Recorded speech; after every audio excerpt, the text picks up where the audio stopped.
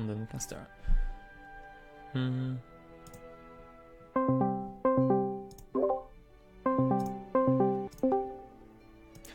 Hello. Hey. Okay, so for the starters, well, wait a second. By the way, did I understand it right? You're streaming this? Can you repeat? Sorry. Did I understand it right? Are you streaming this? Yeah, I do. I mean, if you don't want and have something against No, it, then you can stream. I don't care. I just would ask for the link because a friend would watch then. Oh, okay, fine. I mean, I'm doing it for most of my background sessions because then, like, it's gonna be handy for Tort. He said it's fine because then the other students can just watch other sessions. So, because they're recorded and it's just fine for the persons who, like, maybe don't have time or don't have courage or have no idea how the sessions looks like, and, well, they can just watch it and be fine with it. Yeah, alright. Okay, anyway, for starters, I will send you an invite to watch the game on Steam. So, okay. I think you can just... you don't need to, like... You can just watch. I don't need to send you an invite or anything, if I'm not mistaken. Okay, we'll see. Okay, it's loading, so it's probably fine. Also, the thing I didn't send, I will need a deck. Like a deck you are playing right now, or a deck you want to play right now. I want to play Ramped Ring, and that's the current list I'm running. Okay, so if you can send me a deck code or a list, then that will be perfect. I can do that. What's that?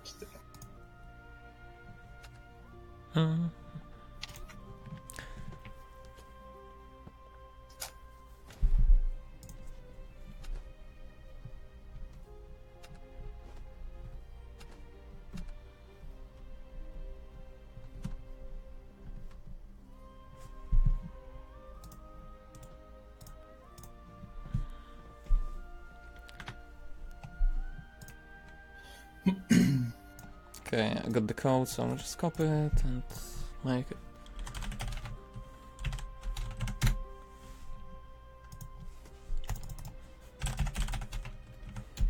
Okay, and I suppose this is the deck you're set up on to play until the end of current meta, right? Or it's just something you're experimenting right now? No, it's actually something I'd like to play at the moment. I feel like it's... I like control decks a lot, and I feel like with all the healing Dragon has, it's actually something that fits my playstyle in the current meta, with all the aggression. Okay. Okay, I'm still loading it. Okay, let's see. It's Dragon. Okay, and it's more of a old school version. Yeah, it doesn't have the storm parts in it. I see. There are Lucifer, 1 Ruberos, also 2 Grimneers, 3 Dragon Summoners. Well, I would say the deck looks fine, because there are so many iterations of Dragon that, well, they will just work, because how Dragon works. So if you get ramped, then you will simply win. If you don't get ramped, then it's gonna be harder on you. But I like the versions with Queen of the Red Sea, where they just play 1 queen, and with queen you can simply get something like Polyphonic Roar and Zeus, or she will just close out the games. But as a one-off, she's not tradable. On the other hand, Dragon Summoner sometimes will break you a lot, because the Dragon Summoner can only fetch you Ayla and Sibyl and Ouroboros, like these are the only dragon creatures. So that's why it's not that awesome on the long run. But that depends on the meta. I mean, the decks you're meeting right now. So if you're playing against a lot of aggro decks, then Summoner is not great versus aggro decks. If you're playing versus more of controlish version, then it's fine. So, yeah, I'm meeting a lot of aggro currently. Yeah, so it all comes down to what you need. Anyway, well, I guess the deck looks fine after all, so you can just go into the ladder. And then if you put in Queen of the Red Sea, you're also pretty much required to put in Genesis Dragon or Fort there, aren't you? No, you don't need to. As a one-off, she can be fine because you have a lot of targets. Oh wait, Queen of the Red Sea, I was thinking about Sky God of Realm thing just now. Yeah, Queen of the Reds is that other thing that. Well, I might try it because I'm not that much of a fan of Ouroboros currently. He's way too slow also in aggro. I mean, he's nice in control matchups, but even there, I feel it's not that great. Well, I Just would say experience Ouroboros farming. is fine. You think I should keep him instead of replacing him with Queen of the Drifts? If you would Would be want a to change. play Queen, then Ouroboros wouldn't be the one to cut, because Ouroboros is still a really good card and it's a Dragoncraft card. So when you play Queen, you'd rather want some expensive Dragoncraft drops, and for Dragoncraft drops, from the expensive side, you only got something like Polyphonic Roar and Ouroboros. No, that's actually true. And I think I keep this deck for now, and I just watch me play them. Yeah, right Maybe now I'm you just can a keep it, tutorial. it's totally fine.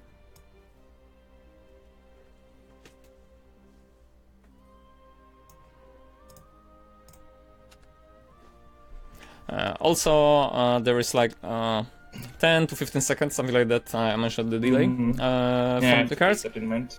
Also how I'm doing things, I will just explain. So at the beginning of the game, you would just tell me, because, well, I cannot see which cards you are hovering on, so which card you would keep and why. And the same goes for doing the turns. So you would just tell me what would you do and why would you do this. And then I would tell you, is it fine, is it good, and, well, just how to go about the turn.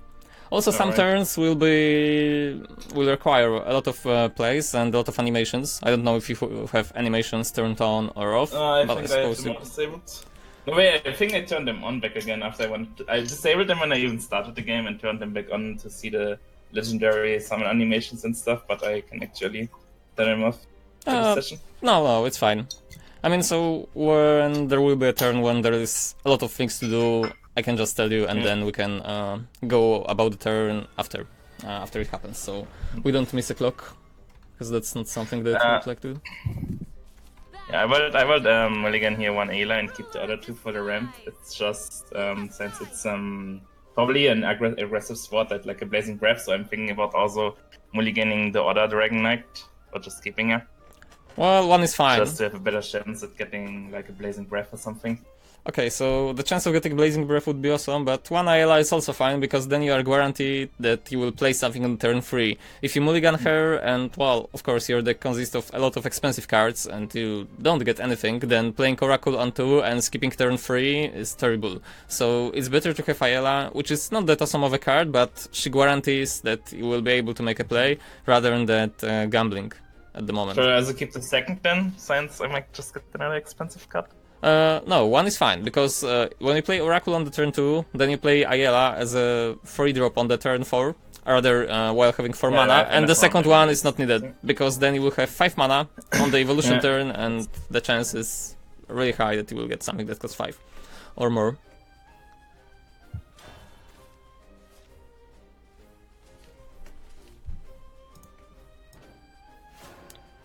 Also, as for the questions, I looked at them. At least vaguely in the moment. Did you play any other card games before Shadowverse? What?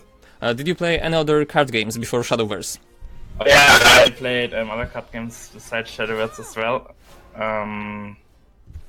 I played Hearthstone for a long time, also played some physical card games, but never got much into it because it's pretty expensive. And I'm currently also playing Gwent, which I enjoy a lot more than Shadowverse. Another reason I played Dragon Summoner there instead of Dragon Oracle was to first fill my deck out to maybe draw something more useful, like say Blazing Breath, and because on turn 3 I will play Ayla anyways, and there's like I thought Dragon Oracle would just slow in this scenario. Okay, but Oracle would be better, to be honest, because the thing that he traded was honestly, it was bad on his part. Like, he shouldn't trade, he should just go face and ignore it. Had you played Dragon Oracle, then right now you would have Ayala, she would ramp you up, then you would have possibility to play another Ayala, evo her, and, well, there is a chance that he would trade or not. Because you cannot play Sybil right now, because Sybil won't heal you, and she won't give you stats. So for this turn you are lucky that you get Blazing Breath. So you can just play Ayala, evolve her, and use a Blazing Breath. On the other card, next turn you got your Sybil into Conflagrate, but overall you are something like 1 mana behind if he doesn't kill Ayala, so if he doesn't kill Ayla, it's not gonna be that awesome.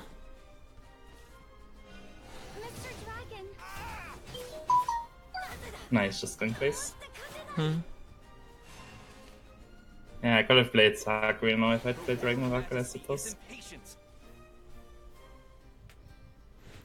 I mean, you would have 7 mana had you played Oracle before, so then the Conflare Gate would also clear the entire board. I know, that was a mistake. Summoner would be good if it wasn't for the fact that he could trade and you couldn't trade into anything other than Katana. My dance quenches the earth.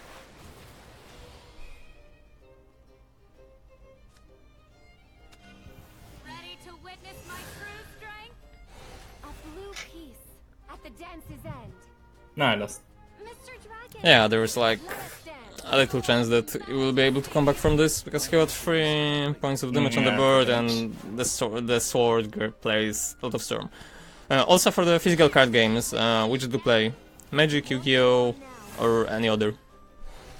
Yeah, I played, I never played actually. I played a bit of Magic because a friend had a lot of decks and stuff, but outside of playing with that friend, I actually never played Magic. I know the rules at least. I played Yu-Gi-Oh, I played Pokemon, I think it was called Duel Masters, which was shortly in.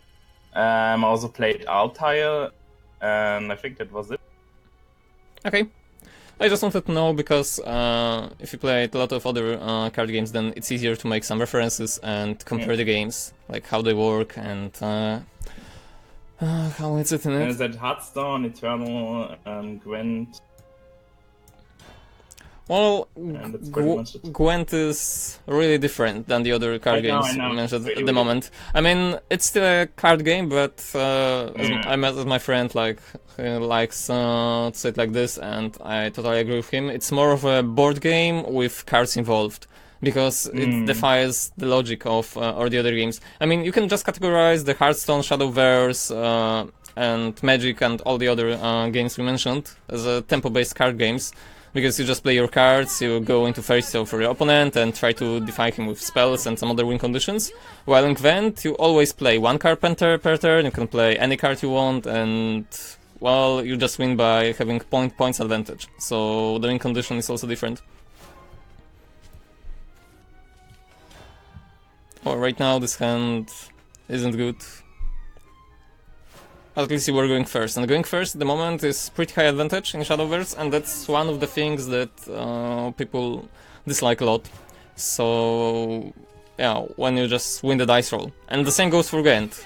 In Gwent you want to go second, because you always want to have the last turn, while in Shadowverse you always want to go first. Like, there's probably not a deck that want to go first consistently and we have a win ratio. Because if you ever looked at the win rates from, for example, Shadowlock reports, they sometimes post it on Reddit, then the player going first have a lot more percent win rate. Yeah, it's pretty insane how much going first Shadowverse is an advantage. Okay, to be honest, on this turn, you shouldn't play Dragon Summoner, you should just clear the board with the Breath. Because right now he got his Evo turn, and he can kill both of your Dragon Summoners, or he can go face. You're playing versus Sword, so he's aggressive, and the same goes for the neutral Sword. So, had you traded, like used Breath of the Salamander instead of Dragon Summoner, then your turn will be easier. Because right now, as you can see, you have no way to efficiently clear the board other than using the Breath, but you'd rather use your Sybil, for example. Yeah, But right now, Sybil is not an option. So, You think it's not an option and just let the Angel of the Word on the board? well, you don't want any of his creatures on the board right now. Because neutral synergy is super strong, so if you play Sybil, it's not gonna change too much, because next turn you still got 7 mana for the Sahakil Lucifer combo, so you shouldn't worry about it. And all you should worry about is just disabling his entire board, so that's what Breath of the Salamander will allow you to. I could also play... Oh no, never mind, yeah, they're right, I can save an Evo point like that. They're...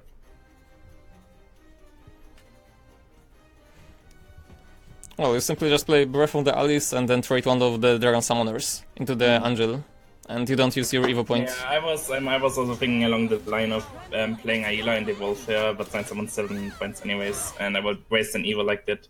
It's actually true. Also, especially because some sword builds still plays Luminous Mages. So Luminous Mage can bring up an Evo point for free, which will then disable some abilities. I am a flower. I bloom on stem. Yeah, so here comes that neutral power. Like a bird, I sing. You follow behind.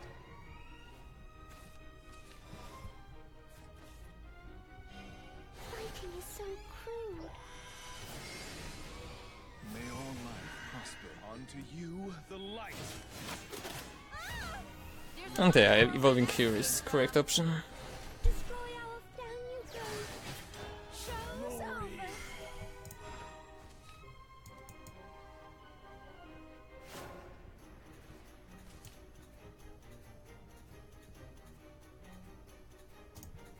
Okay, so as for the questions, I guess the one to just answer simply is really easy.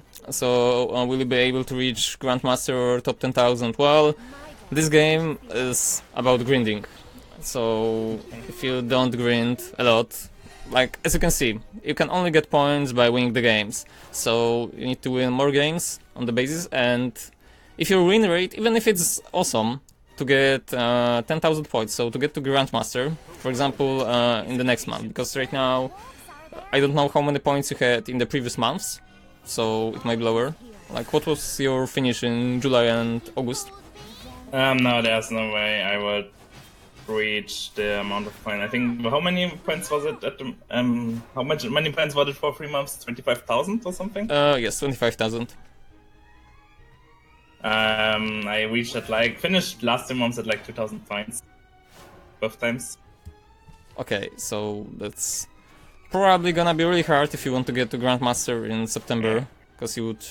Well, or maybe not, because you can just go for the goal of 1 month 10,000, and it's like 80 dance in the month, so it's totally possible. But coming back to what I was thinking about the grind, so even for the Grandmaster... Can I just talk about the place I have here right now? Okay. Well, do you think it's too slow to play Polyphonic Roar in this case, and just play Zeus instead, Zeus? Right now, you have no evolution point, and you should just ensure that you will be able to make some plays. So at the moment, Sibyl is correct play. Because you are at 70 life, Sibyl is a 4-5 body, which is enough. You don't use evolution point. Even if he goes in onto the Sibyl with his cards, then he requires some more power. You want to save Grimnir for the situation where he floods the board. You want to save Zeus for the play where you have to defend your face. Polyphonic Roar is out of the question, because Polyphonic Roar simply allows him to hit you for 4 damage on the next turn without retaliation, and then you only get a 5-5 dragon. So that's just not gonna cut it. While Sibyl right now simply ensures your board dominance. Israfil could be good too, but Israfil can also be used as a board clear, and Zeus can kill any target. So that's why you are seeing it like this.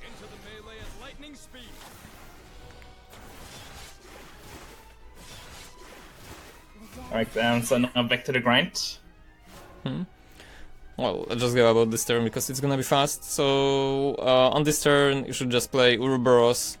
Oh fuck, I already played. Ah, you already played those. You should play Ouroboros, evolve it, and go into the Albert. Because, as a sword player, swords have no reliable answer to Ouroboros. You can just repeat Ouroboros over and over again, and he won't be able to kill it. Yeah, I was thinking about keeping the Evo point, but I was thinking about keeping the Evo point in case he plays Felix's Sport, and I can just play Israfil on Evolve for something. I mean, it's not that great actually against one of the card knights or whatever, one of the council of the card knights. It's not that great against it, but yeah, that was my line of thinking of keeping the Evo point for Israfil. But I guess it would have been better to play Ouroboros. It would just give him a hard time. That's because he had no Evo point. So Ouroboros after Evo, when he would strike the Albert, he would still have 3 lives left, and he would be left with only 2 soldiers, so he would require to play something more stormy onto the board. Okay, so coming back to the grind, even from Master to Grandmaster, you need 100 games more, wins more, than than your losses. So that already is a lot of grind if you consider that like this. And it all comes down to how much time you have, because sometimes you won't be able to maintain a perfect win ratio, and you will struggle. So there will be days where you play like 50 games and you will win 25 and lose 25, and you have no influence over it. Even if you play perfectly, if you like get second every time, or you will break, or you will just draw badly, there will be days where you won't break the 50% win rate. And in Master, you rarely gain more than 100. I mean, sometimes you will gain plus 120, sometimes maybe plus 150 if you play against the Grandmaster or something, when you are in the low Masters.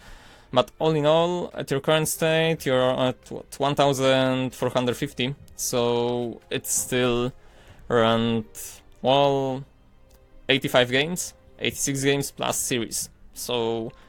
like I said, I don't know how many time you have in your week to play Shadowverse, but Grandmaster is more about grinding the game than just playing good.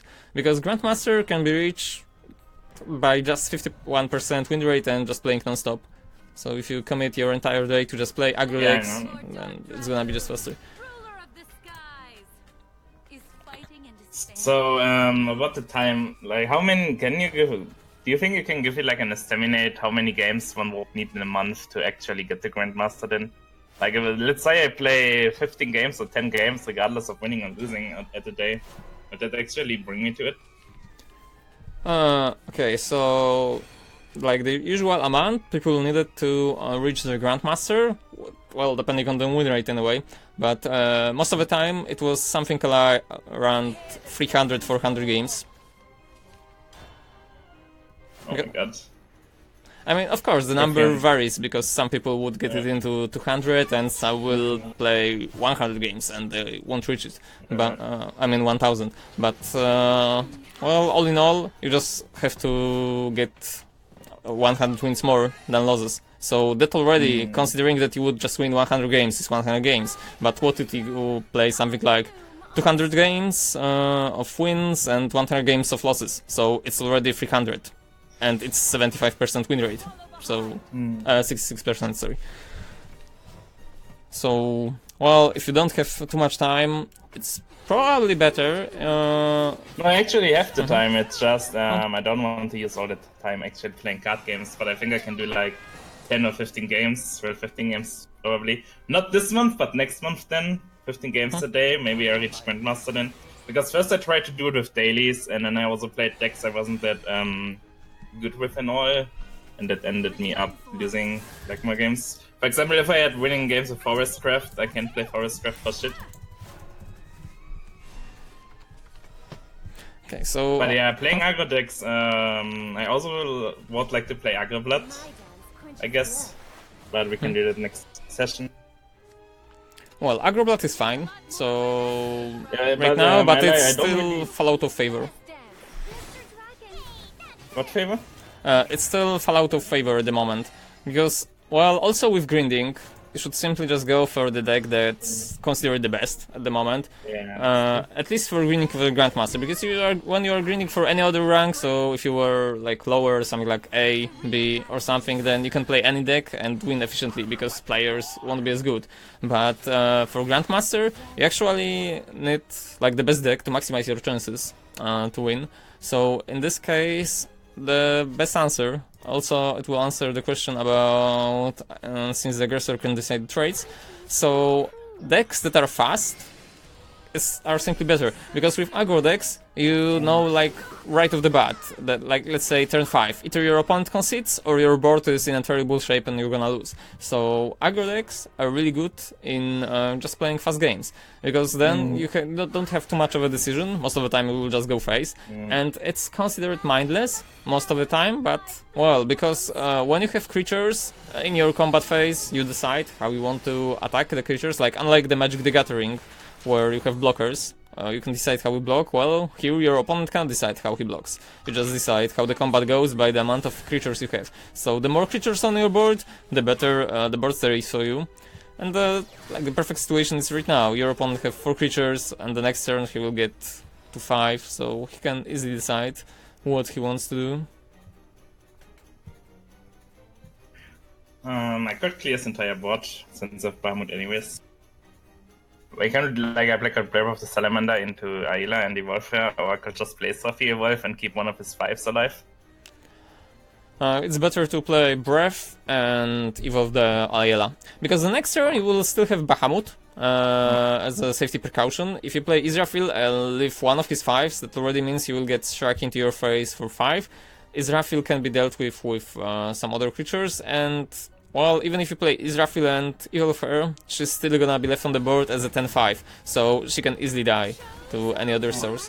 Like, all you want to do versus Neutral Haven is simply bring down as many creatures as possible from his board, and that's the only way to ensure you can win this matchup. Also, the Neutral Haven is one of the powerhouses right now, like it's one of the most common decks for the ladder. Lion of the Golden City Synergy and March Hearty Time. March Hearty Time is one of the best 5 drops for the evolution purposes. Before we had our session, I was also playing a bit. I was against the Stormhaven who had turn 4 Lion into March Charis with the Lion. The next turn after, he played another March Charis, and the turn after, he played Garuda with Eagleman. That was insane. And it also comes down to how the decks plays. So, also aggro decks. And all of the tempo decks, because Neutral Haven cannot be considered like an aggro, because it's not aggro per se, it's more of a mid-range tempo deck instead of aggro.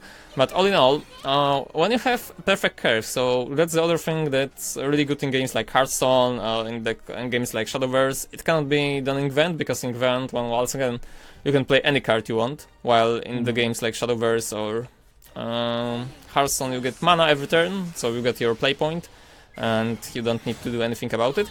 So when you play on curve, when you have a deck that goes with a lot of 1-drops, a lot of 2-drops, a lot of 3-drops, the chance that you will brick is really small. So you are simply diminishing the amount of games that you will lose by default.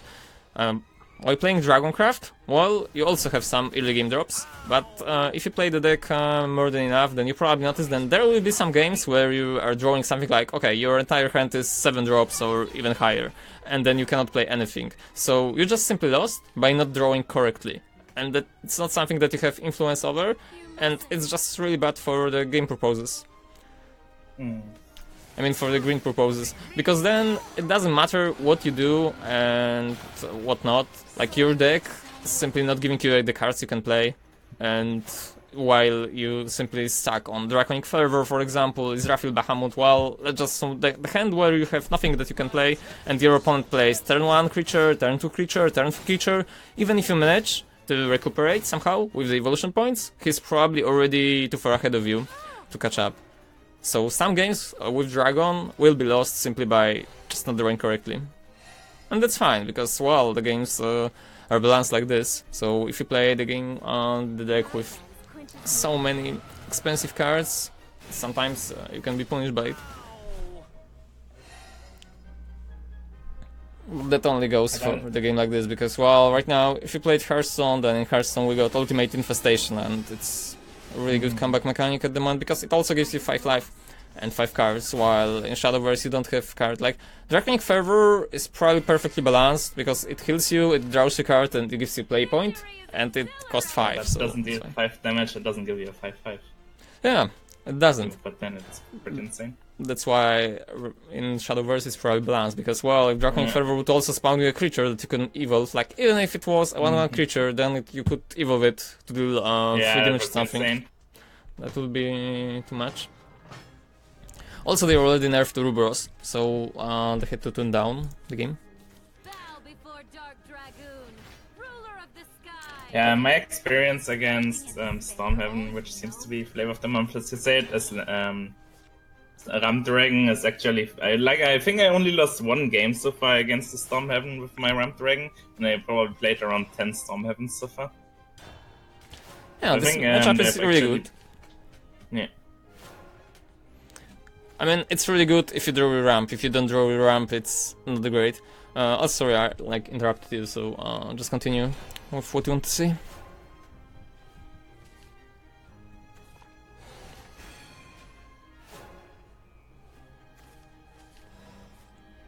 You keep relying on you, dragon.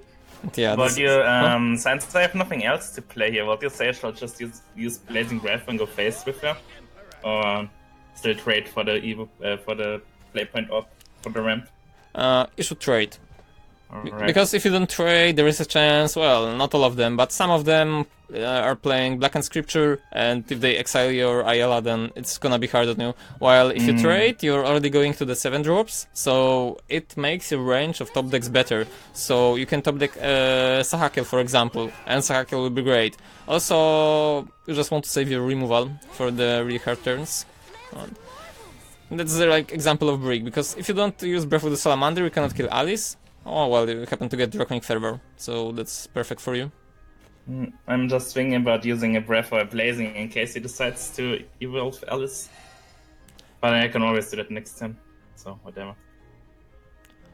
Well, at the moment you can use Blazing Breath, because you got both Breath of the Salamanders, and the next turn you can use, for example, Breath and other Breath. You just want to make sure that entire board will be cleared.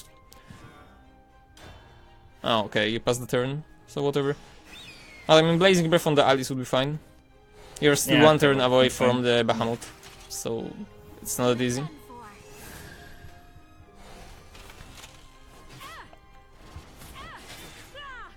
Oh my god, I'm so stupid. I wasn't thinking there, right?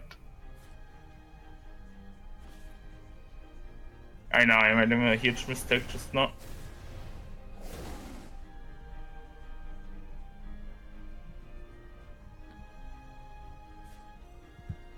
Wait, did I? Let's play again. Well, they are still left with a 5-4, so it doesn't matter. I mean, had you used the Blazing Breath on the previous turn, then it would be probably easier, because Alice would die from the Breath of the Salamander trigger, and then you could use the other one. The real battle begins.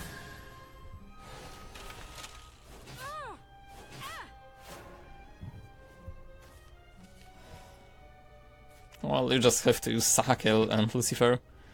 That's a given for the moment. May all lights unto you the light. There's a lot more where that came from. But honestly, it's still not easy. He will be at 8 life, if he plays Garuda and he still got Evo point, he will be at 2 only. But let's just hope it doesn't happen. This is God's word. So there are 2 lines, Lucifer with Breath of the Salamander or just Zeus. I would say Zeus, since he also is stunned. Well, Lucifer and Breath is fine. Because this way you will at least heal for 4, and you don't evo your Lucifer obviously. As a 6-7 body, it's something that is gonna be hard for at least one turn for him to deal with. And it has a priority for him to kill it. You have to kill him or kill your face, and doing 12 damage while only having 3 damage on the board is gonna be hard. The bad point is, he still got his evolution point, so it might help him a little. But you cannot do much about it right now. Also have a lot of cards in hand. Let us conclude. So I'm going to play Draconic Fervor with Dragon Summoner because I have to Zeus for Stormbane and also Bahamut and just evolve and trade. Okay, so first thing first... I also have 11, but I still do it for the Katra. Shouldn't make much of difference. 1 damage. Well, I mean, first thing first, you should just draw your cards, so you could decide your turn, because maybe you would draw something else that would just help you decide what to do.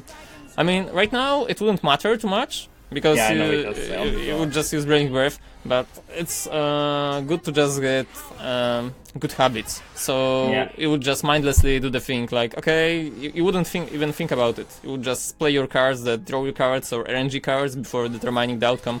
So it leaves you a lot more time for thinking the turn. In the hour of crisis, an eagle.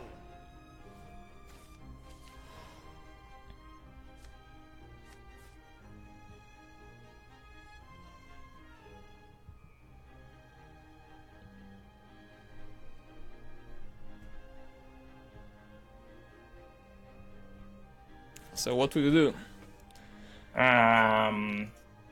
I was either thinking about Sakui Zeus and then Blazing Breath, but I decided to just use Blazing Breath in the turn. Now I'm gonna play Bahamut. Let's play again. Not. Fuck. Well, Well, the other player have saved me because I think, yeah, no, yeah, I would have killed his Tin Soldier, I think. It would actually saved me. And turns out the 1 damage of the Ayla would have made a difference as well. yeah, Fuck.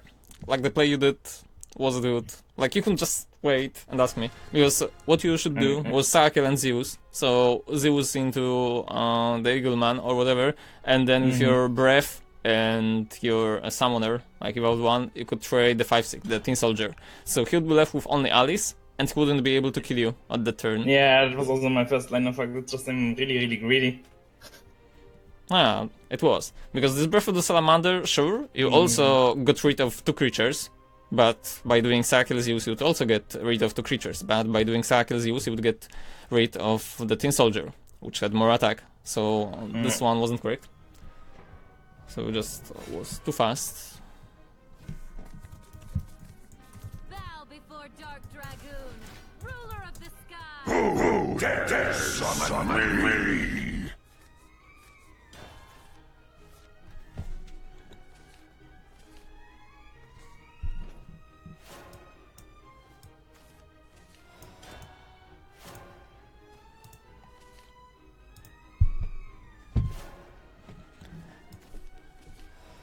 Okay, another question that you ask, can the meta inside the region specific score? So, yeah, the meta can change, and considering amount of players that are playing every day, it's not that common to see shifts like right away, but after several days you will see them.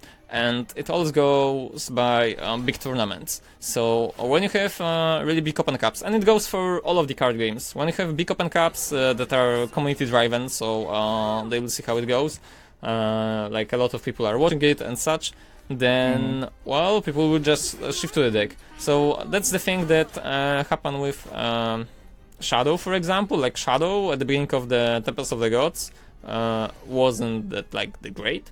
Then after the first tournaments, where people proved that the Shadow was great, because everyone was focused on Ouroboros and Sibyl, and everyone was like, oh, Dragoncraft is OP, but in the end it was Shadowcraft, which was broken. So after some tournaments, we were like spamming Shadows for entire expansions, and the same goes right now. So we only have 2 weeks, it's 2 weeks after the nerfs, and you can notice that the first days of after the nerfs, so first days of September, the ladder wasn't filled with so many neutral havens as it is now. So the tournaments happened, players showed that neutral haven can be and is good, and then the meta shifted a little. So right now the neutral haven is a lot more common than it was.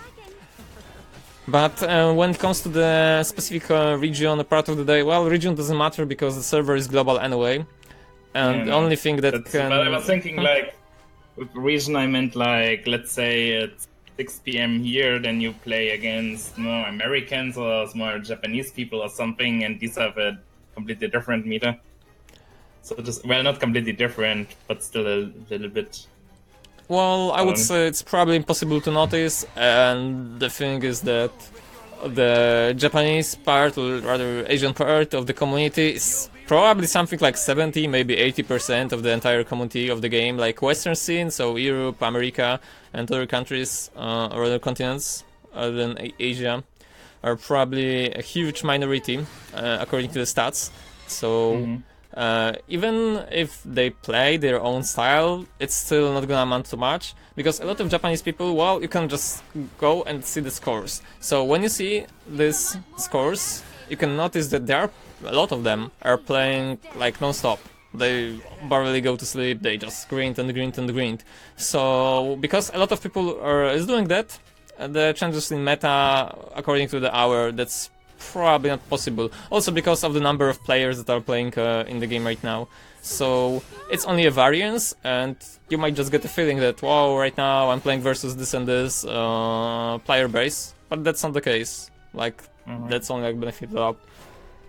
The other thing is, well, when coming back to the meta, like the other stuff, the thing is simply, like I said, they will be influenced by tournaments. So after every big tournament, you can expect some meta shift during upcoming days. So it's like 2, 3, 5 days, something like this, until the people catch up on the scores and the results.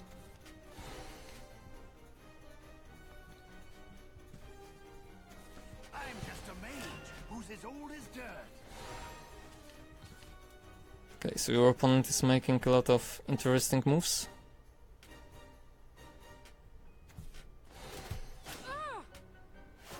You mean the opponent, or you mean me? Oh, your opponent. May all life prosper. I have no clue what he's playing. Probably Daria, but It looks looks like like it can be Daria with like Daria hybrid. Sometimes they play Daria Dimension Shift hybrid, but well, it's horrible in my opinion to play that. you require a lot of luck. Anyway, well, this was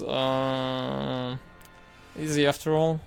Victory is Yeah, I was first thinking it's. I was actually hoping it would be a pure D shift deck because that's like the most trouble I have with. That's also one of my questions I asked, I think, with Ramp Dragon versus D shift.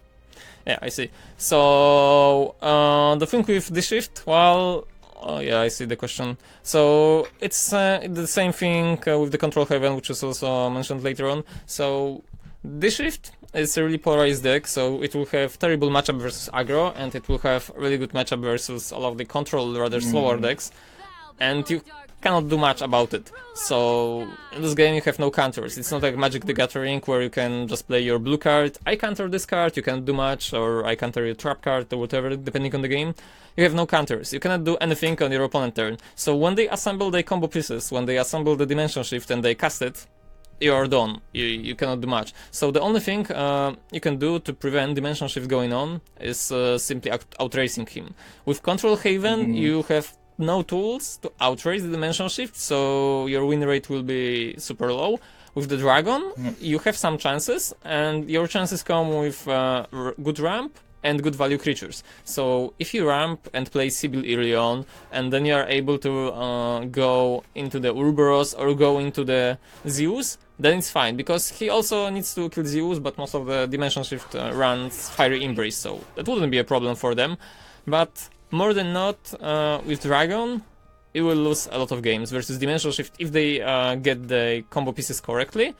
But you have advantage if you get ramp. So if you get ramp into a creature and you start beating them and they don't have an answer for the creature, like for example they don't draw their Fiery Embrace, it's gonna be favorable for you. Oh, you just want to make sure that you play your creatures, you kill your other kill. You just go into his face and that's it. But the tooltip would be to not play Dragon Summoners, because Dragon Summoners can be bounced back with the Kaleidoscopic Glow, and that means a loss of tempo. Even if you are able to fetch something with Dragon Summoner, if you are losing on tempo, it's not something you want to do. Alright. Now he's playing the Theranos variant. I'm also playing the deck. Right, not right now, but it's something I'd really like to play. Well, right now you are in a good position, because you are able to cast Conflagrate, you are able to ramp, you can just decide for yourself what is fine, what is not, but in this situation Conflagrate is better. Because you will... You meant Conflict is better? I was thinking about establishing... Yeah, Shadowverse will use card draw first. It was actually wrong. It's something I actually know, it's just I'm not always doing it. Draw first, and then just do the plays, just as you said. Yeah, that would be good, but you should just configure this board. And the reason is, he didn't use his evolution points yet, and you just used your evolution point to clear his board, which is not great. Like, you used your evolution point and you used your spell, so you used 2 resources instead of 1. Like, you don't care about his board being big, because you already had his Raphael, you already had Ouroboros in your hand, and right now you are in this weird situation where if you would want to clear this Hector, like that's the only one creature, you need to use evolution point on Conflagrate. So if you use your evolution point, that means you are gonna be in terrible shape. After all, because you are 0 evolution point versus 3, and they can give him a chance to come back. So the play right now would be to just play Ouroboros into his face, and that's all. Alright. Because if he hits your 4-4, then you will heal with Lucifer or Israfil anyway. You want to save your Evo point. for the remaining turns. And if he kills Ouroboros, it's fine, because he needs to sacrifice at least one creature to do it. If he swarms the board, then you once again got Conflagrate and Israfil. But had you Conflagrate the turn before, the things would be just different. Because, well, you would be at 8 mana, so you would still be able to cast the Ouroboros, but you would be safe with this Evo point. So that's the difference between the plays. And in this matchup, when you have only 2 evolution points versus 3, and you use your first before your opponent use first, that means they will have inherited advantage while using them. I would say I either go Zeus and face, so I play Israfil for the heal as well, evolve fair, and also go face for. I just want to punish him not trading into my Ouroboros. I think I should do that, or should I just clear his entire board, or just play Bahamut? Okay, so right now, if you play Bahamut, it's gonna be okay. Because while Ouroboros don't heal you, you're on 10 life, so at 10 life he wouldn't be able to punish you. He cannot play Emeralda yet. He's playing a neutral variant, and you want to save your points, Evo point, for Israfil most likely. Also, Conflagration is not able to clear the entire board, so Bahamut is the play now. You just gotta stick to the plays he did. Of course, he didn't trade, so if you would to be like perfect, then the Zeus and Ouroboros trade would also be nice, but Bahamut is simply creating more pressure. Because Bahamut is setting a 1-turn lethal for you. He cannot kill you, but you can kill him. He can set up a 1-turn lethal, so if your opponent doesn't play anything, you can just play... I mean, if he doesn't play more than one creature, then you can just do Zeus and kill him. If you get Sahakel, you can probably do the Sahakel Zeus. So that's another situation where you can just kill him right off the bat. And it looks like that's the case, like he only played Phantom Cat. If he does not play any other creature, okay, he played. So that's a pity. But happens. I would use Israfil to clear spot, heal myself, and then just go Bahamut face. Yep. I think that's the best course of option. Israfil I don't know is the how best much right now. reach he has. Yeah, Israfil is the best right now. Is that fine? Tak. Yes, Israfil is fine. Alright. Because Israfil will heal you for 4, so we will be on 12. Also, will help you destroy the board. Israfil also deals damage while attacking, so you will just leave your opponent into Ouroboros range. So he will be... yeah. He will get 50 damage right now, he'll be on 2, so he will be dead to Ouroboros, he won't be dead to even Emeralda, because Emeralda right now still doesn't amount to too much, and that's the game over. Alright, he killed himself.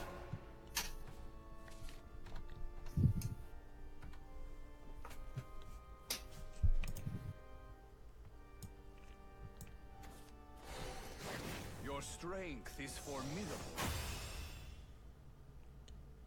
Okay, so the other things while the game is loading. So, about losing stick, can you actually tilt? It all depends on the mindset. So, people with weak mindset, they will tilt easily.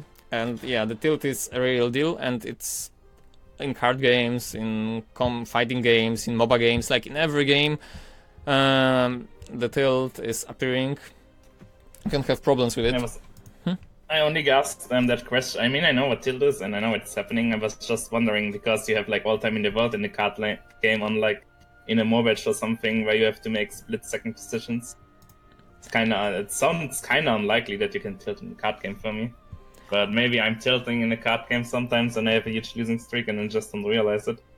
But I'm actually actually have a pretty chill mindset, so it's probably not the case. Sometimes you also say losing streaks are a possibility. Sometimes, just as winning streaks, huh? Yeah, that's true. But when it comes to tilt, people will tilt for different reasons and different things. So someone will tilt because they lost 5 games in a row, and someone will tilt because, well, they didn't get the random target. They won't notice it at first, because tilt is hard to predict. Like, you won't be like, okay, if I do this and this happens, I will tilt. No, it's something that you have no control over, so it all comes down to the person. And tilt in card games is obviously possible, and you can see it on many streams. Like, it doesn't have to be the Shadowverse, but if you just go and see any stream of the card game, there will be players who just lost a hard match, or just lose a random roll, or just didn't draw correctly, and they will be like, okay, I didn't draw this, and this, and they go on tilt, they start raging and such. So tilt is totally an option in every of these cards. So, like I said, even if you lose 6 games, then win 8 games, so at the end of the day, you're on a positive win rate, so you shouldn't tilt. Also, the thing about the tilt, people are tilting of a single game result, and that's totally not the mentality people should have in card games. Because, well, one game doesn't matter. You're gonna play one game, you're gonna play 10 games, 50 games, 100 games. So if you're losing on the course of, let's say, 100 games, then it's gonna be bad. But if you win more, then in the end of the day, the single losses caused by bad luck, by breaking, by not drawing, they won't amount to anything. So tilt can be easily prevented. I think it's actually, even if I don't get the ramp from Civil, I think I need a big body and I still get the heal of it. So I will just play Civil. The other option would be Dragon Oracle but Blazing, but if I trade my Ela into his 2-2, I get the Hack-Wheel for Israfil anyways, so it shouldn't be that much of a problem. Or should I just play Blazing Breath and Dragon Oracle? You should just play Blazing Breath, Oracle, and evolve your Ayala to get rid of the 2-4. Alright.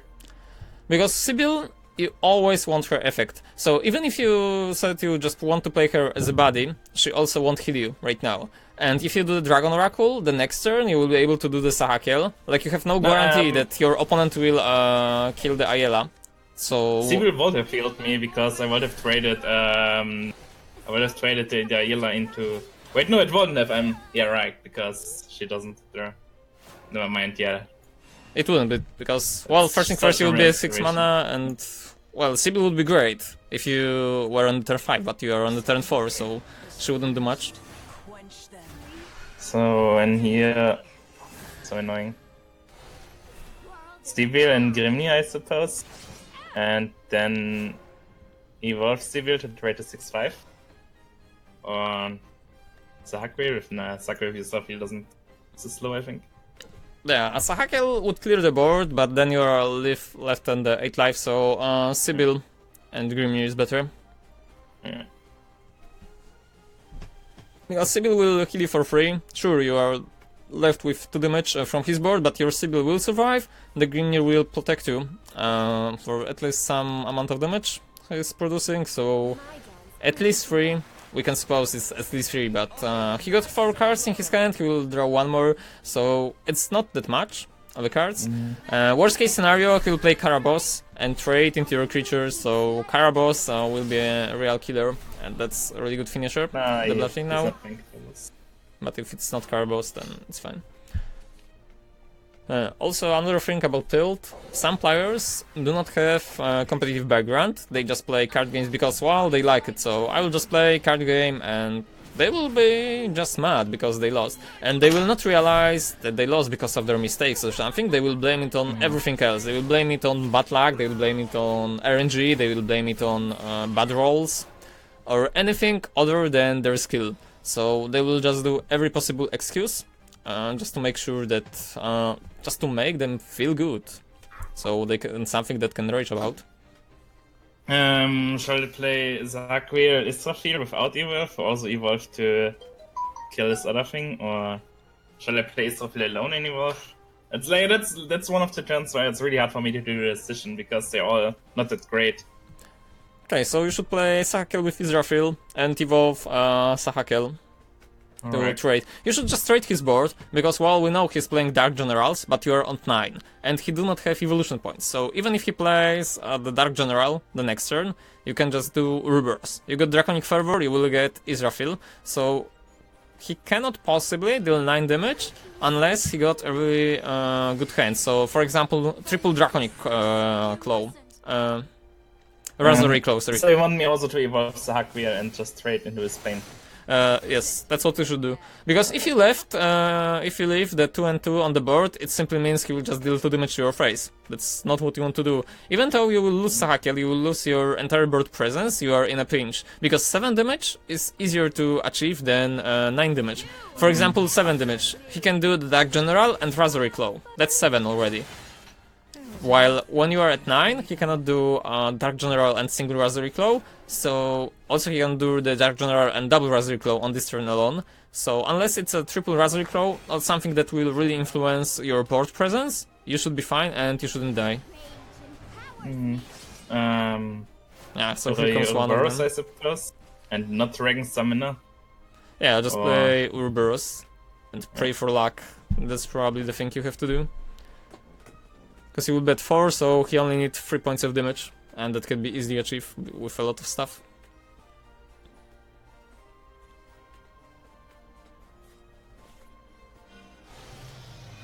Nah, he had Razor Claw.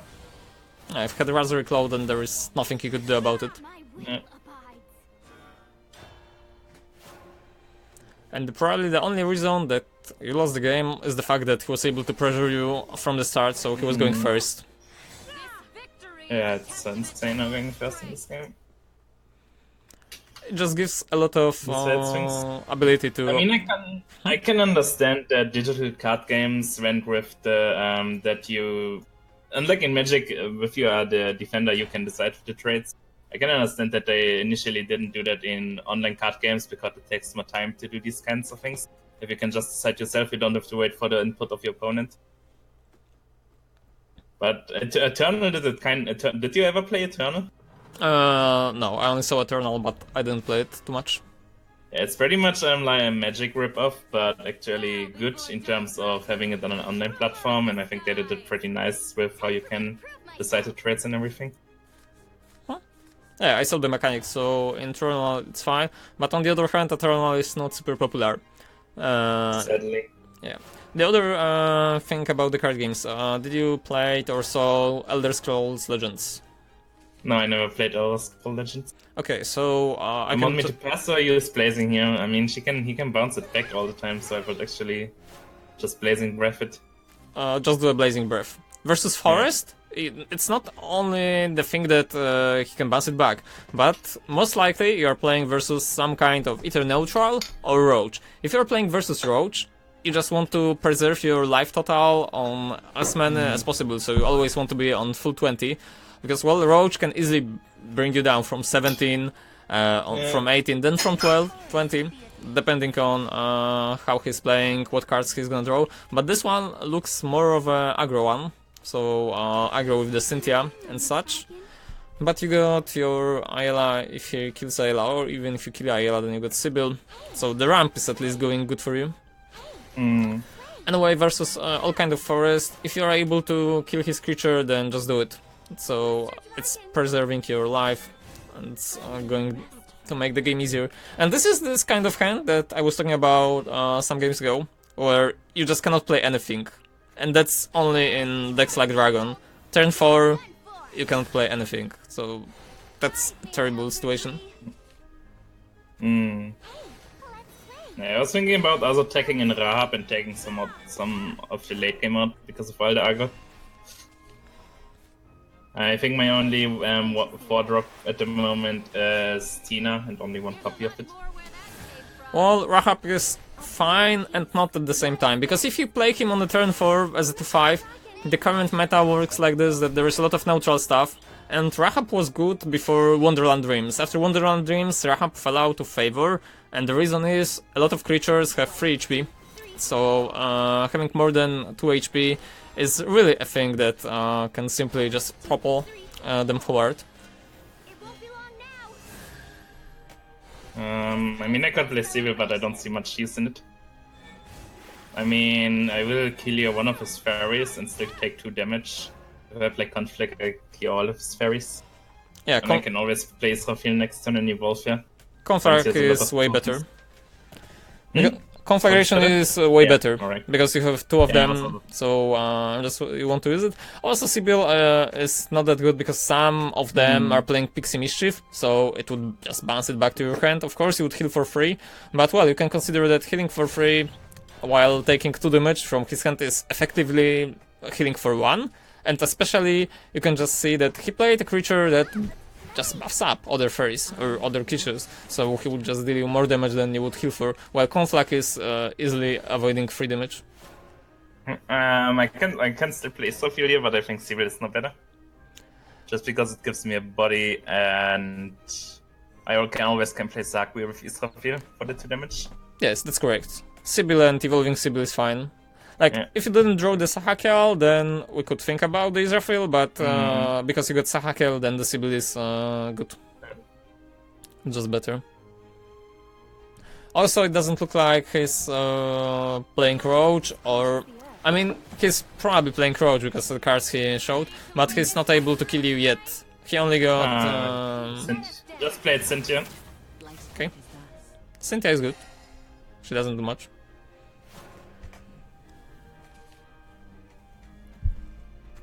Cynthia reporting. Don't hurt me. This ends here. Hear me, dryads. Hey, let's play. The dance ends. Okay, so now you can simply just cycle with Israfil. It's easy. I mean, this game doesn't look like a game where you can lose. Even if he does have his Rhinoceros Roach, 14 damage is really hard to achieve without all of the bounce backs and such. But of course, some people play some random cards and random stuff, and you will not be able to play around it. I'm gonna play Zeus here, another boss, and clear Cynthia as well as this Elf May. I was thinking about Ouroboros, but it's a very clunky trait.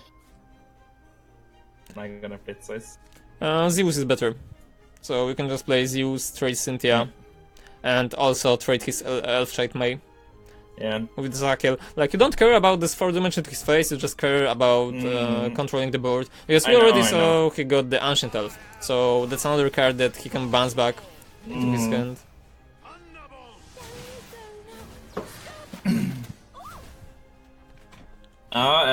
Forrest's actually playing Blessed Fairy Dancer nowadays, so is he just like playing some fun deck, seeing how he already is Grandmaster as well?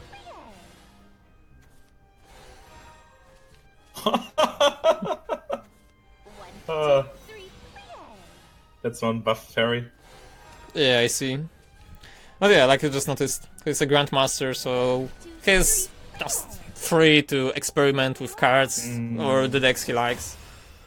Like, the same went with me, like, I got to the Grandmaster something like 4 days into the expansion in July, so when the Abyss was still a thing. And then in July and in September, I'm simply just playing, I don't care too much about grind.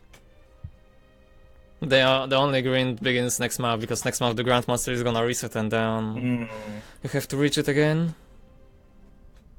Like any player who made Grandmaster. Like, they made fine rewards, because there's like 10 packs and card back and such, but other than just grinding the game, it's nothing else. Okay, in this mulligan phase, if it's a D-shift, which is it most of the time, I would actually keep Sibyl, but I'm thinking about throwing away the Dragon Summoner, also because I have the Dragon Oracle. What are your thoughts on it? Okay, so I would get rid of the Dragon Summoner, because your turn 2 is Dragon Oracle. Also, considering that, like I said, most of them are D-shifts, and even if they are not D-shifts, more than not they are playing Kaleidoscopic Glow, even the Daria ones playing Kaleidoscopic Glow, Dragon Summoner won't help you much, and Dragon Summoner, as we already established, he can only get Ayala, Sibyl, or Ouroboros. So if he gets Sibyl, you already got Sibyl. If he gets Ouroboros, you cannot play it. If he gets Ayala, then you're still not gonna play Ayala on the turn 5, so... Alright, just so try to find something that's better. And Draconic Fervor is perfectly fine. That's a really good card, after all. And you are going first, so that's your advantage for this one.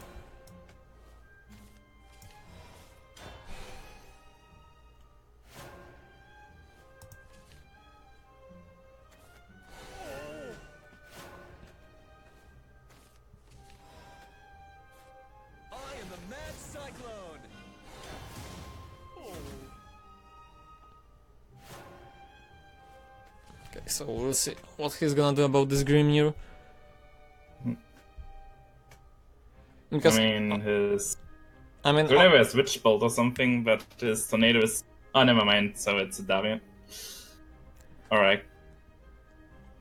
To be honest, good for me. On this turn you shouldn't play Grimnir, but the reason is really simple. Like, if he just didn't do... right now we see it's Daria, so it's fine, but if it wasn't Daria, like, we still didn't know what kind of deck it is. It could be Dimension Shift. So if it was Dimension Shift, and they play Grimnir, he would ignore it. the turn 4, he could do the Merlin, evolve her, and just go into the Grimir for free. And that's the one thing you want to avoid. So sometimes when you are suspicious your opponent is Dimension Shift and he didn't reveal him yet, it's just better to just not do this. Like, for example, this Grimir did what? Nothing. Like, traded 2 and 2. That's fine.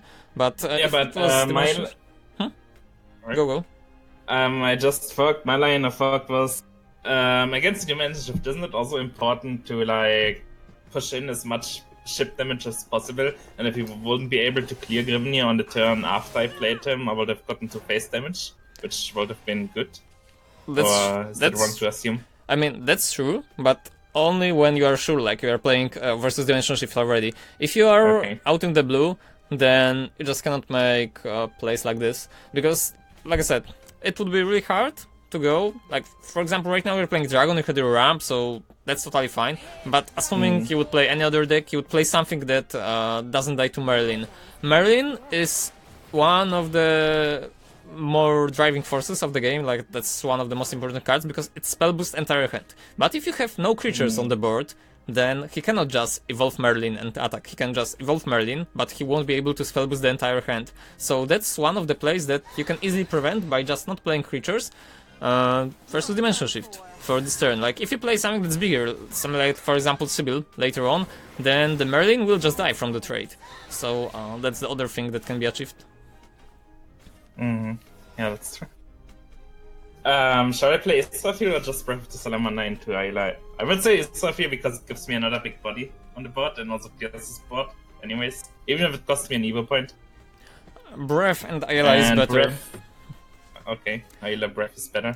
Okay, and the reason why Breath and Ayla is better is the fact that if you play Israfil, you need to use your evolution point. If you are able to clear your opponent board without using your evolution point, that's the play you probably should go for, because you are both on the 20 life. You are not dying in nearby future, your opponent is also not dying in nearby future, so this Israfil presence, even if the Israfil would survive and still lay on the board, you do not have the tools to close out the game. You don't have Zeus, you don't have Bahamut. Israfil, not only she can heal you for 4, so you wouldn't achieve this thing, also you would waste your evolution point. I mean, maybe not waste, but use it. And he had 2 evolution points, you had 2 evolution points. So right now, he was forced to Evo to clear your board, and you have this evolution point advantage. So the thing you always want to do is have this 1 evolution point ahead, so when he uses his evolution point, you can answer with yours. So had you used the evolution point on Israfil and did it, he would just use his evolution point, then you would still have 1 and he would answer yours. So that's how it goes, like the cycle of life. This one. But now it's actually... Now it should play Israfil or Shodan also because I have Bahamut in the hand, and Israfil will be at 10 life, which isn't easy to deal with for him. Unless he has Daria Evolve and the thing he just got from, how it's called, Crimson Sorcery. Well, that's true. What will you do? I think I will play Israfil this turn now. No, and just clear spot and keep going face. No, just attack his face and play Bahamut. Bahamut is way better. He's 13-13, he will also clear the board. You don't care about your 1-2 dying. And contrary to Israfil. So... But what happens... I mean, I get it. I know my problem is I'm playing way too much for value and way too greedy. I'm just wondering now what happens if he fills the spot again and I don't really have any option to clear it. Probably. Well, even with Bahamut on the board. You have Israfil right now in your hand, so that's already a lot of board clear possibility. He won't be able to evolve all of his stuff. And with Daria, the only creatures that can survive the Israfil trigger are the Scholar, the 2-3, Daria, and Ogler. So these are probably the only 3 creatures that can survive, because the Blade Mage will die, the Levi will die, so a lot of creatures would die from it. Yeah, that's...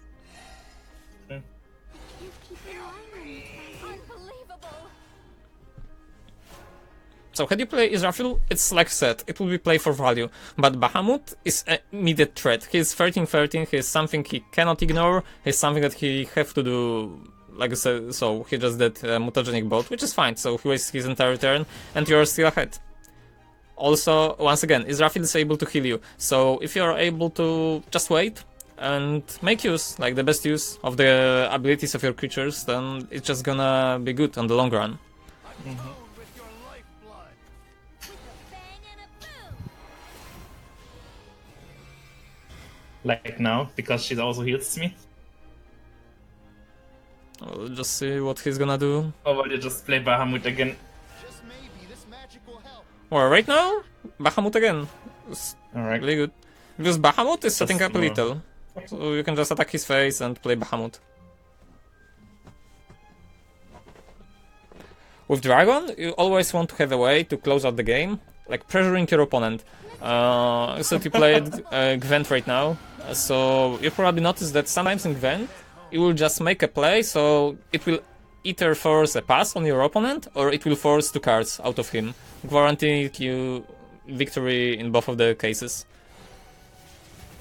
So that's, you can compare this kind of play like to Gwent. So we play Bahamut, either have to kill Bahamut, or make like use of a lot of cards to deal with it, and you're threatening a little to him.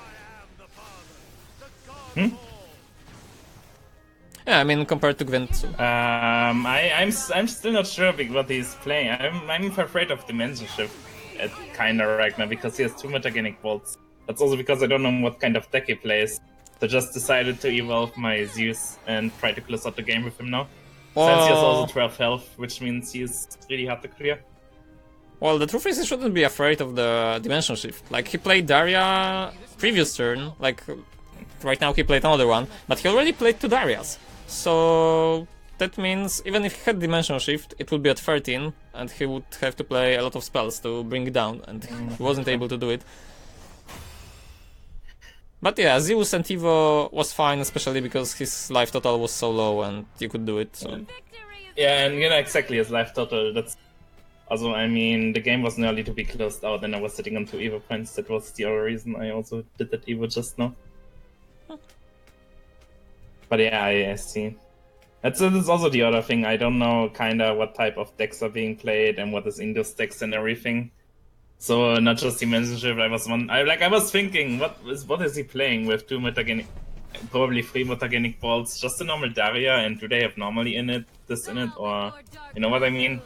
I wasn't sure what kind of cards he had, so I was kind of afraid, generally, that he could just burst me down with something I can't think about. That's also why I played him. Well, that's also the thing of the control or mid-range decks. Right now we are playing something like Ramp, so Ramp can be considered a mid-range slash control, something like this. So with this kind of deck, you need to know the meta and the cards. So if you don't know a lot of meta, then it's gonna be harder on you. Because if you know what cards, like exactly what cards your opponent are playing or what kind of deck, then you can decide, like, okay, I will leave this answer for this turn, I will leave answer B for monster C, I will leave this creature for this creature and such. And it's not something that happens with the aggro deck, with most of the aggro decks. With most of the aggro decks, you just play your creatures, you go face, and it's up to your opponent to deal with your board. Like, you don't care about his board, you don't care too much about his spell and such, and what he's doing. You only care about what you are doing at any given moment. While with control deck, you are the one who have to answer his stuff. So that's simply a difference. focus on your inferno, Tina. There's a lot more where that came from. If my brother can, I can. Give it to me again. To be honest, Blazing Breath wasn't good here. Like, it would be better to just trade into the Belphegor. And the reason is, of course, you are losing on some value, but he just got down to the Vengeance. And that means, if he plays Dark Earthjammer, he will have 3 creatures on the board, he will have something to destroy your stuff anyway. And right now, well, it's gonna be hard, because his Demon is really powerful. But, well, Demon is the other case, you wouldn't be able to clear him with the Blazing Breath anyway. All in all, Shall I just evolve here or just let him do the trade? no, you don't trade with it. Just end the turn. Yeah, and I was I was thinking more about the line, maybe how is the card called? Diabolic Drain. I wanted to play around with Diabolic Drain on my Goblin Breaker. So that's the reason I used Blazing Breath. Well, had I he didn't used know Diabolic he would play Drain, still. then it would be fine. He would still waste 1 mana spell deal 4 damage to the creature, that would be for 1, because she would get That 4 would damage, have so she would be been for 1. okay. Well, yeah, 2 for 1. That's also something I have in mind. I mean, Sure, you're gonna with note Vengeance it down. decks, you just want to save your removals until you are safe. Right now, we are still 2 turns from casting a Bahamut, so it's something that can turn you down. Also, we don't know what exactly kind of deck it is. It might be Vengeance Blood just for control purposes, so he might play Emeraldas, and Emeraldas can efficiently get down Bahamuts. Nah, I think it was pretty given to play Ouroboros here, but if you don't think so, just tell me, I guess. Ouroboros was fine, but Trade was not. You should just play Ouroboros and pass the turn, because then, Okay. just, let's see, you were at 16 life, you would gain 3 from Sibyl, so you would be at 19 anyway, but it would be up to your opponent to trade Ouroboros, so had he traded the Ouroboros, it would be the exact same outcome, but he wouldn't lose your evolution point. If he didn't trade the Ouroboros, he would have to play other creature or removal to get rid of it, Okay. so he would lose Yeah, cards. that's fair. So you simply give him an opportunity for easy trade without leaving a body on the board. So that wasn't good. Oh, wow. Alright. Should I just drop Bahamut now? I would actually do it to also get rid of the Bloodman. Yep. That's fine. Odin, wow, that was super unexpected. I know, right? Yeah, but Bahamut is okay, because Bahamut will get rid of his vengeance shenanigans, and unless he plays a Belphegor, then he won't be able to get into the vengeance so easily, and Bahamut, once again, is threatening lethal because you got Zeus in your hand. That's the Emeralda. A true warrior of Valhalla. I have too many options now. I don't want to play my other Bahamut because I only have one of him. And he has so many cards, so he probably has like another answer for it. Well, but I would say that's... Zeus. To be honest, no, that's the kind of play where you still play your Bahamut. And the reason is, it still threatens a lethal to him. He do not have vengeance, so unless he have another Emeralda or Dance of Death, it's gonna be really hard for him to kill Bahamut. And if he doesn't kill, then you just win the game. So it's simply a play to win. Because if you do other plays, you will just give him more time. And you will have to play this Bahamut eventually, sooner or later. You have to close out the game. And the moment where you have your biggest chance to close out the game is when he's not in vengeance, while you have lethal on the board. So that's probably your biggest shot. Let's assume you would just play other cards and career. Then fine, he would just do his stuff on his turn, and well, then you will be forced to trade and such. Right now, well, you see, you got answer for the Bahamut, but he's also losing a unit, while you can still expand on the board. And once again, you can set up your lethal. Maybe not lethal, but you can set up a lot of situation which will be favorable for you. Yeah, there is conflict just to like get it out of my hand as an actual card and play Aguila. I mean, it's a pretty slow play, but I don't think conflict has much value in this game. Right now, I could just play Sahakia with Lucifer or Zeus. you could play Sakel with Zeus, go into his face, and play Ayla on board. So then you are left with 2 creatures on the board. He's on 9 life. So he cannot take much more damage. You are still having Zeus on your hand, you have Conflagrations, you have no evolution points. So it will force him to just make really wacky trades. Alright. Fighting is so cruel.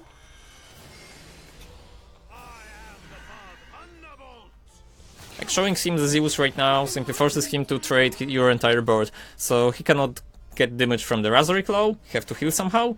He cannot leave Ayla on the board, he cannot leave Sakel on the board. Of course, his hand is full, so he had got 9 cards, and the 9 cards means, wow, that's a lot. But you got a lot of answers, so...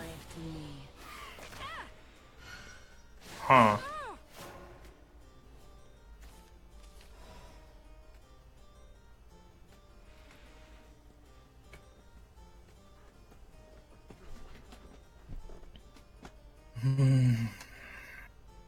I mean,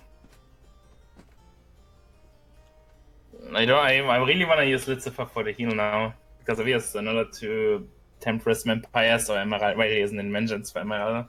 but It's better to I just mean, trade Ayala and Conflagration. yeah, right. That's all. That was our thinking alongside. It's just that gives him the initiative. I was thinking if there was a play to have something on board, and well, there was a play with Flitzify and Blazing Breath, but I don't want to give up Flitzify. You Yeah, rather see, now don't he's want just to. playing another one. Fuck. Over so soon. Well, that's because of the amount of Belphegors he played this game. Shall I play double Draconic Fervor if he has another Temptress? It would actually bring me out of range, or Okay, so if he had his third Temptress, then it's gonna be really sad lose. But you should just protect your phrase, more than not. So you have a lot of ways. If you play double Draconic Fervor, like I said, you are getting out of range of Temptress, but you are still getting hit for 5.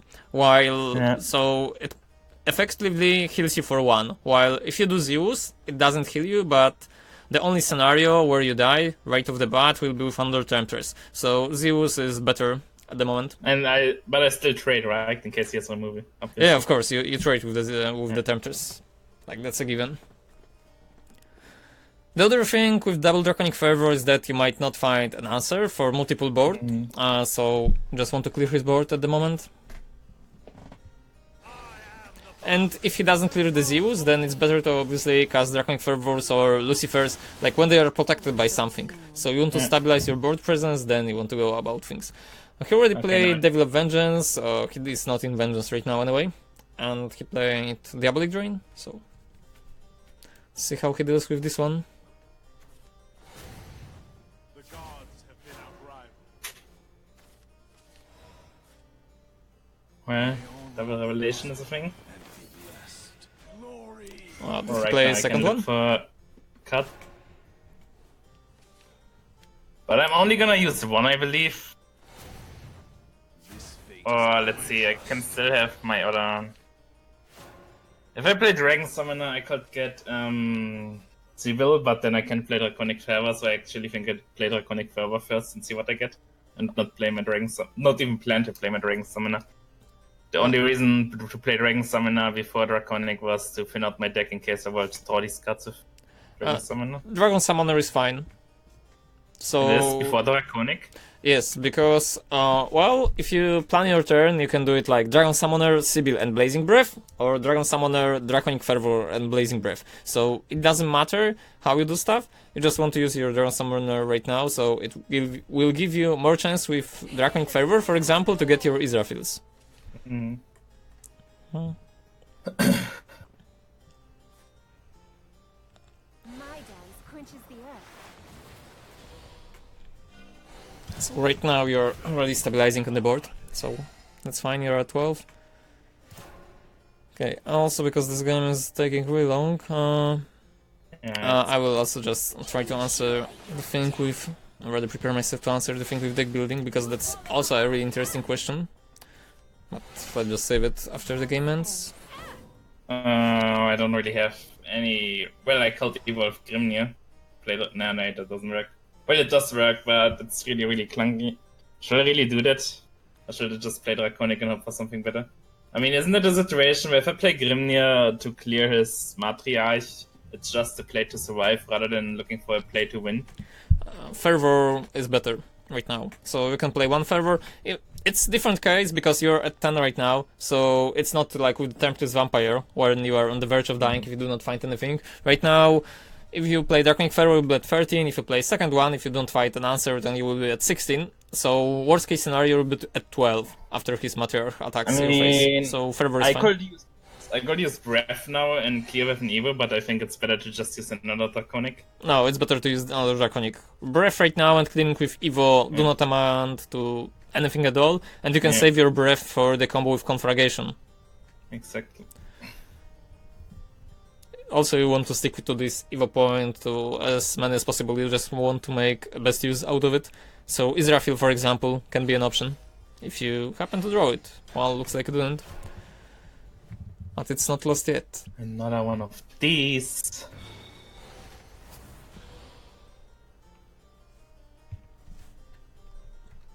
So I pretty much just play double Breath.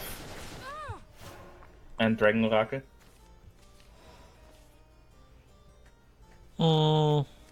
But first thing first, you can just play your Oracle. Yeah.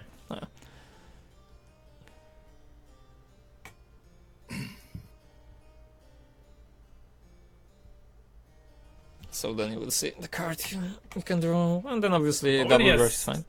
He probably has snakes in his deck if he runs so much Blood Moons. Maybe, if you have Snake, then... Oh, no, mind. Well, you can do much against Snake. Unless you draw another Bahamut like the third one, you won't be able to answer Snakes.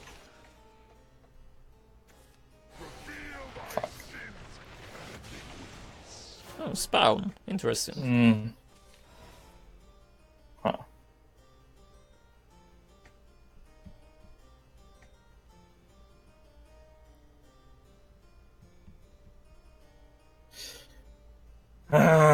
It's really difficult now. I mean, Grimnivold maybe let me survive. If he doesn't have anything to clear it. But without his evil. Maybe I draw something with Dragon Oracle again.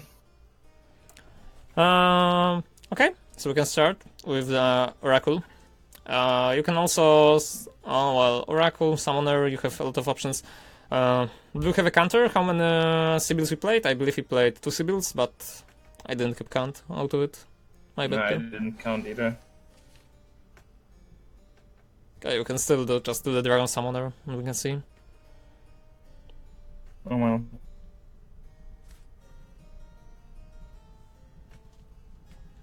More or less, you're still gonna play Grimir. Hear the dragons roar. So we can play under Summoner. I still have your spare mana. Can't keep relying on you, dragon. Oh well. Oh yeah, the turn was ending, so... Well, it doesn't matter. Like, with Vengeance active... Oh yeah, they nerfed him! Right, they nerfed him, huh? Yeah, they did. Alright, now I have to just play Bahamut. There's no other way around it this time. Yeah. Oh, you get Bahamut, nice. Yeah, so we just have to play Bahamut. Tremble That was a really fine top deck. But yeah, This is Bahamut. My only answer would be another Zeus. Which I don't have here. Let's see. I just want to get as much stuff on the board as possible. So just play Dragon Summoner and Naila and see what I get, I guess. yeah, looks like it. Wow, Bahamut on his own. Well, you have no way to kill the Bahamut right now. I can't kill him. I could have? No, I couldn't have killed him. I could have played her, Evolve for 4. Quenches the earth. A Conflict, 7, a 4. Yeah, the next turn, of But there course. was no way for me to kill. But not right now. Was there any way for me to kill Bahamut? No, on this turn, no, it wasn't possible. Like I said, it's not possible for you. Let's see if it's a triple revelation or another way to kill 2 creatures. Like this game, take an interesting course. Well, it's of a revelation. I only got 5 cards in his hand, So, and he didn't have too much of a card draw. Yeah. Another Blood Moon, Esmeralda maybe. now you already Yeah, played revelation here First revelation. Okay, happens. and proceeded to BM me. I can Yes. just concede. Every month. I'm not giving that. Usually, if you don't coach me, I'm usually just when the H's first turn, I'm just doing something else. I have 2 monitors, so I can keep the game in view and then just serve around. Okay. Okay, anyway, while the game is still rolling, I will just go through the deck building process. So, for the deck building, there is like a general rule about decks, and a lot of people disagree, but this is like the harsh truth, and it applies to many card games, and at least for all of the tempo card games, so Magic, Shadowverse, Duelist, Elder Scrolls Legends, all of these games. Also, it goes for Gwent, but for less extent, but because Gwent is kind of different, but it also goes for Gwent. So, it's way better for a regular player to just net deck. Just net deck from take your deck from better player, from someone who have experience and such, because the thing goes like this. Not every good player will be a good deck builder. Like, you can be amazing player, but it doesn't mean you will be a good deck builder. You can just play just fine with the deck you got from your friends. So you copy the deck from the internet, you go and play and win a lot of games. And it's perfectly fine, because a lot of players are like this. But like I said, not every good player will be a good deck builder, while every good deck builder will be a really good player. And the reason is to build a perfect deck from the scratch, maybe not perfect, a good deck or even viable deck. You need a really in-depth knowledge of the entire meta. So you have to build your deck according to all of the stuff that's happening around you. You have to consider all of the cards that are present in the game, and also you have to think about how to build your mana curve. For example, in Shadowverse, you have to think about how you want to use efficient creatures for the evolution turns, how you want to avoid the most common threats from your opponents. Do you want some tech cards? Right now, for example, Fortune Hunter, rather Goblin Tina, is one of the techs because it deals with neutrals. So same goes for the Pixie Mischief when the Abyss was before nerf. So after the Wonderland Dreams expansion, some people were playing Pixie Mischief, and it takes a lot of knowledge of the entire game to just assemble all of the pieces together and make them work. So of course you can try to build your own deck, and some people, like a lot of people, my majority of people, are like, well, you should build your own deck, you will learn the game and such, but... Can I interrupt real quick? Yeah, sure. Play maybe? I don't know what kind of deck it is right now, probably D-Shift, but if I play Dragon Summoner, I can get Ayla and play at a ramp, or I can also get Sibyl, because right now my options will look really, really bad, and I think if I pass, I'm not really getting anywhere. Well, you should pass nonetheless. If you don't know if it's a Dimension Shift for sure, we already talked about it. If you play Summoner, it's his Evo turn. If you play Merlin, he will spell boost all of his cards in entire hand. Yeah. So it's really still not good to play Dragon Summoner even in the situation I am right now. Yeah, in this one, it's not good. I mean, of course, if you would get Sibyl, it's fine, because you can play her next turn. But if you would get Ayla, if you got other Summoner, it's not gonna be good. Ouroboros is something like the other card that it's not gonna be good, and the amount of pressure the Dragon Summoner or your play can do is still lower than the Merlin, because Merlin attacking is like a free spell boost, also while dealing with your case. So right now you are guaranteed that he is a Dimension Shield because he just played Sorcery Cage, so you can just do your play. No, keep going. Yeah, so right now, when we are guaranteed that he's a Dimension Shift, you just go with trying to pressure him in the other way.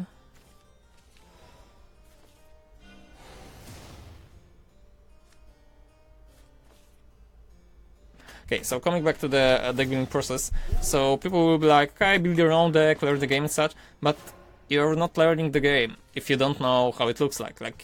If you don't know the entire metagame, if you don't know what is common, what is not, what cards are played, what are the most common lines of play for a given deck, then the deck building process will be something like meshing the cards. Like, you will take, oh, I like this card looks good, this card looks good, this is good, and you will just assemble all of the pieces together, and it won't be it unless you follow the instructions. So the instructions will be the knowledge of the meta and the combo that are present in it. So for most of the deck building requires a lot of commitment. So unless you really have, you really know your stuff, you really know all of the decks that are present, then going for building the deck alone from the scratch is gonna be really hard. It's probably just better to just copy the deck, and if you think that, oh, I like this card more or I like this card more, to just swap one or two cards that can still work, that have similar value. For example, you can swap your tech cards in the deck, but building your own deck from the beginning is not something that's meant to everyone, if we talk about the viable decks. So I mean, of course, you can build your own deck, and it can be fun deck that you enjoy playing. It's not gonna win much, but if it's something like, okay, I played because I like it, okay, that's acceptable. But it's not gonna be, I built my own deck and it's gonna work. So that's probably it.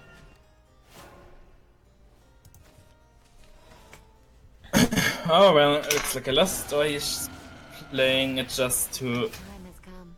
remove it. Huh? Sorry. Can you repeat?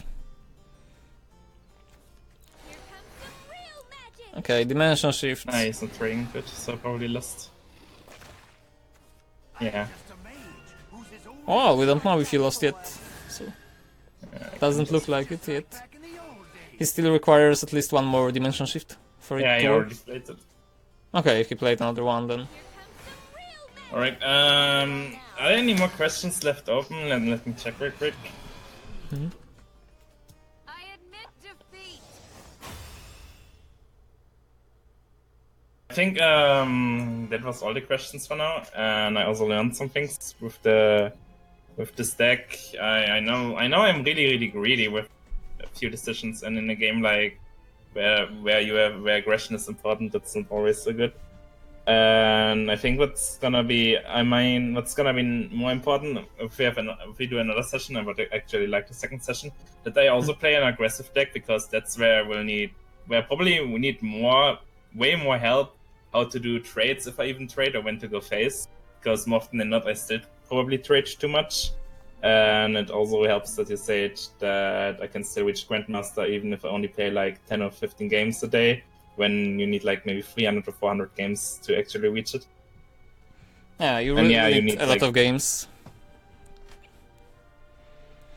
Also, though, I think if you, like I said, if it's all of the questions for now, it's fine. But if you happen to have any other that just appear during the session, then feel free to ask them right now.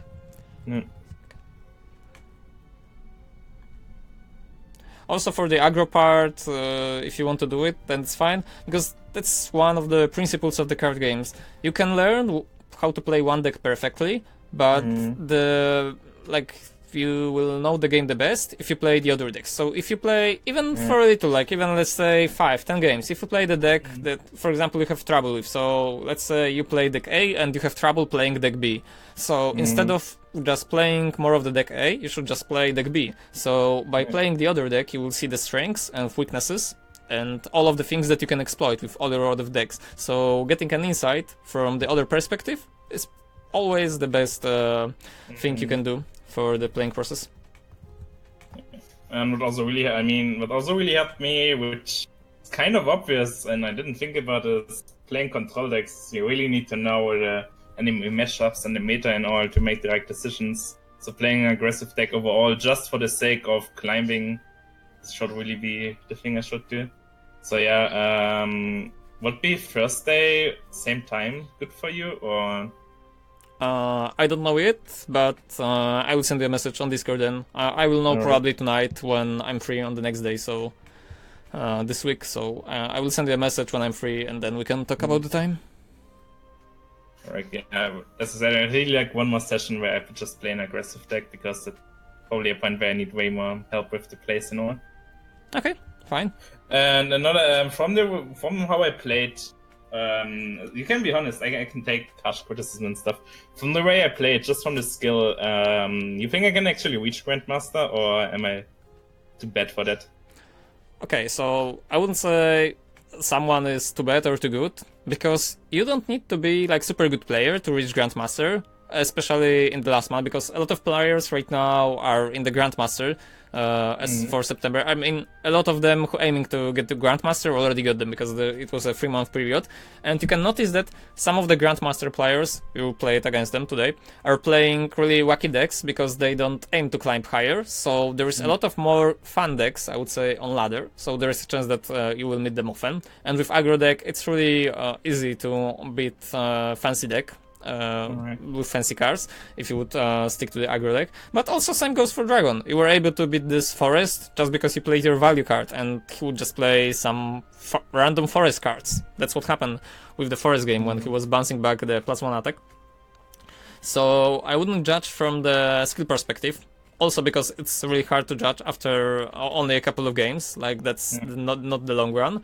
But the thing I noticed, sometimes you ought to play too much for the value instead of just making a play that will allow you to win, to close out the game. That's what I said.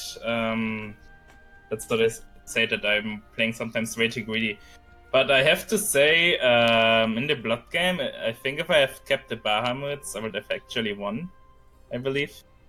But yeah, what's the chances that he can remove all 3 of my Bahamut's like that? Yeah, the chances is really low, and he also played some fancy cards that, well, once again, you can play against cards that are meta. If someone decides to just build a deck that have a lot of weird stuff, then actually your best course is to not think what his next move is gonna be and just assault him. So, had you not played Bahamut back then, well, maybe then you could have chance. But let's assume other scenarios. What if he had played Snakes, like you said? Then you would have no answer versus Snakes and such. So, there is just a lot of things that you have to consider and not. I believe that just going for lethal, so putting him up against the wall, so in a situation where he just literally have to answer the Bahamut or he will lose, was better. But, well, that's why replayer exists, because no one is, well, everyone makes mistakes from time to time, so maybe I did it wrong, but, well, you can analyze the replay and just judge it for yourself, how it goes. So yeah, I still think your decision was right, because more often than not, I probably would have won. He also played Odin, which I believe no deck at all plays anymore, into my Ouroboros, which was also then a card I didn't have to play. Yeah, that's true. Also, yeah, the evolution of Ouroboros was something that. Oh yeah, the Evo of Ouroboros was also. Oh well, it happens. But yeah, I realized even more that I'm playing, even in control matchups, even in matchups that are not against aggro, I'm playing too greedy apparently, so that's something I gotta fix. Yeah, but there are probably some easy fixes. As for the general answer, yeah, I think you can reach Grandmaster. I mean, if you commit enough hours, so that's only it. Like, that's probably the only barrier, because the skill is probably there if you fix some quirks, so when you learn how to trade efficiently, where, like, you will decide on the side, like, okay, this turn I will go for value, this turn I will just push lethal and such, so if you just get it efficiently, then it's just gonna be easy to get it. The only barrier will be a time, like we already established, so if you commit enough, then it will eventually get it sooner or later. Alright. Well, thanks for your time, and yeah, just write me up when you can do another day session, I mean. Yeah, of course, I will send a message on Discord. So for now, also I will send you a book, maybe you read it already or not, but I will send you a Discord. There is a really good book that, well, you can just read. It's meant for especially just setting up a mindset for cleaning the games, and there is a lot of comparisons for just playing to win for all of the playstyles that you can apply to all various games. So while it's not directly towards Shadowverse, because it's the book is something over 10 years probably old, and it was created for the fighting games, it's still a really good read. So if you want to, then you can read it. Whatever, I will send you a message on Discord. I appreciate the good read. Yeah. Okay, so anyway, like I said, I will message you on Discord, and, well, see you again. Yeah, see ya. Yeah, have a good day. You too. Okay, so that would be it. So, well, if you're watching on Facebook or on Twitch, depending, because, well, there are 2 streams, that will be it. If you have any other questions, then feel free to send me them on fan page. If you want to buy a coaching on Gamer Sensei, well, you have the Gamer Sensei link right here. And that's it. So see you and have a good day too.